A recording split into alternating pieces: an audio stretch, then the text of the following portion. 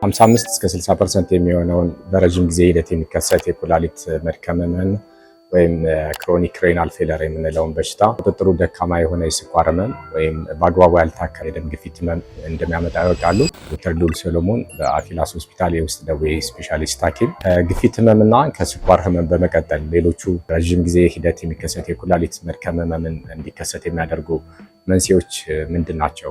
ከግፊትና ከስኳር ህመም በመቀጠል ለረጅም ጊዜ በሰውነት ውስጥ የሚቆይ ኢንፌክሽን ለምሳሌ ጉበት ቫይረስ ኢንፌክሽን፣ ሄፓታይተስ ቢ እና ሄፓታይተስ ሲ ቫይረስ ኢንፌክሽን፣ ኤችአይቪ ቫይረስ ኢንፌክሽን፣ ከዚህም በመቀጠል ሰውነት ክብደት ከልክ በላይ ማለፍ ወይም ኦቤሲቲ፣ በሰውነት ውስጥ ያለ የስብ ጥርቅም ከፍ ማለት ወይም የኮሌስትሮል መዛባት፣ ሲጋራ ማጨስ እንዲሁም ለኩላሊት ጉዳት የሚያመጡ በሐኪም ያልታዘዙ የተለያዩ መድኃኒቶችን አላግባብ መጠቀም በረጅም ጊዜ ሂደት የሚከሰተውን የኩላሊት መድከም በሽታን ያመጣል። በረጅም ጊዜ ሂደት የሚከሰት የኩላሊት መድከም ህመም ምልክቶቹ ምንድን ናቸው? ስር የሰደደ የኩላሊት መድከም ደረጃ ከመድረሱ በፊት በረጅም ጊዜ ሂደት የሚከሰተው የኩላሊት መድከም በሽታ የጎላ ምልክት ላያሳይ ይችላል።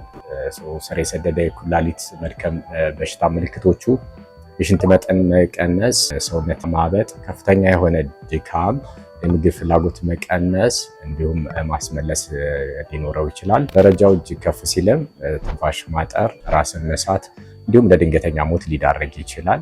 ስለዚህም ስኳርን በአግባቡ በመታከም ለግፊት ያለ በሽታ ያለን ክትትል በአግባቡ በማድረግ እንዲሁም ቅድመ ምርመራዎችን በማድረግ ከዚህ ከአስከፊ የኩላሊት መድከም በሽታ ራስን መከላከልና የኩላሊት ጤና መጠበቅ እንችላለን። አፊላስ ጠቅላላ ሆስፒታል ፈዋሽ አእምሮዎች፣ ተንከባካቢ ልቦች።